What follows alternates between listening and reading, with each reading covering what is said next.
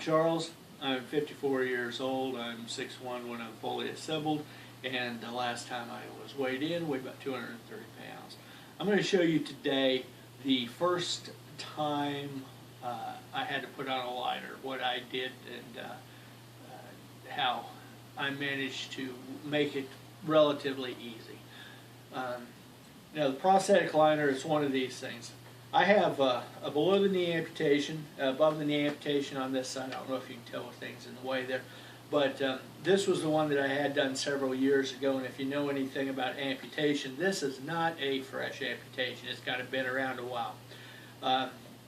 So when I first got this, of course, it wasn't small and dangly like this.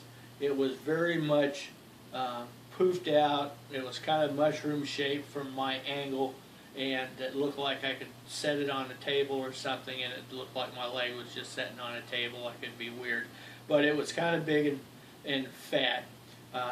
After a little bit of time, after I'd gotten the major wound from the amputation healed up, I was ready to get fit for a prosthetic leg.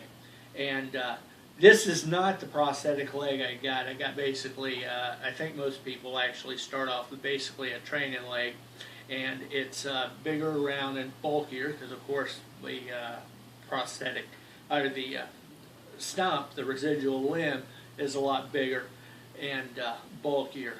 But they built the starter prosthetic limb. They measured my leg with some kind of a laser gizmo that went all the way around, and shooting for something that was relatively tight, because over the course of time the stump is going to shrink up and there's going to be spacer socks put in there and stuff like that. So it wants to start off fairly tight, and then over the course of time it gets loose. So one of the layers involved is a prosthetic liner, which of course is one of these. The very first one I had, it didn't have this kind of system. This has a pin on it, so it locks into this. The other one I had did not, or the first one I had didn't have this. But it all works basically the same way. When I was trying to put this on, the very first time it was put on, of course, the prosthesis guy put this thing on and he whipped it on. It was not a problem. I was sitting in there and trying to put it on, and I'm trying to get it and it won't roll, and I was like, what the heck is the deal with this thing? It looks so easy, and it just won't work. Well, after a couple of times of trying, I kind of figured out a way, even though it wasn't easy. I figured out a way to get this thing on, and that's what I figured I was going to show today. Okay, I'm going to start off the prosthetic liner. This one, as you can see, is pretty well used. It makes putting it on easier, I discovered. But turn this guy inside out. One of the reasons why these are so difficult to put on is these liners are brand new and they're stiff. Of course, once they've been used a little while, they're not as stiff, and it does make it a lot easier to put on. This should never be stored or left overnight turned inside out, because this gel stuff, it'll attract every piece of dust and any kind of dirt or anything that might be just floating around in the house. And this crease right here could eventually crack and stuff, so you'd want to avoid that. This particular liner has to go the same way all the time. Not all liners do, so what I do is I line it up in the appropriate way. And when I first got this, of course, my stump was a lot bigger, and it was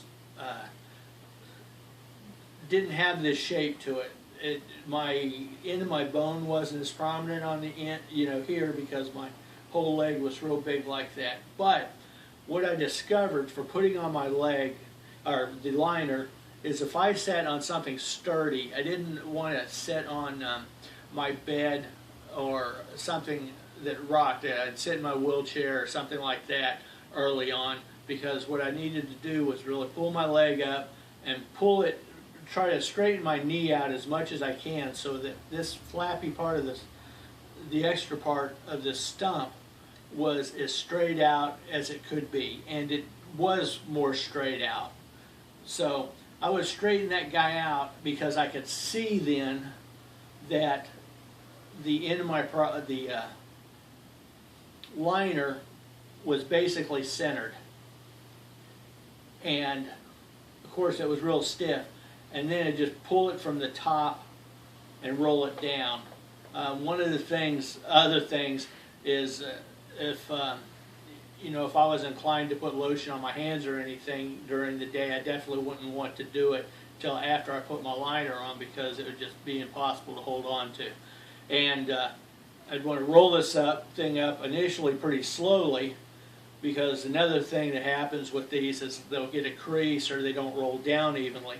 Now if there is a crease involved somewhere, just roll that down past the crease and then just roll that up. I always kind of rub it down here, make sure I don't have any creases along the back that I can't see.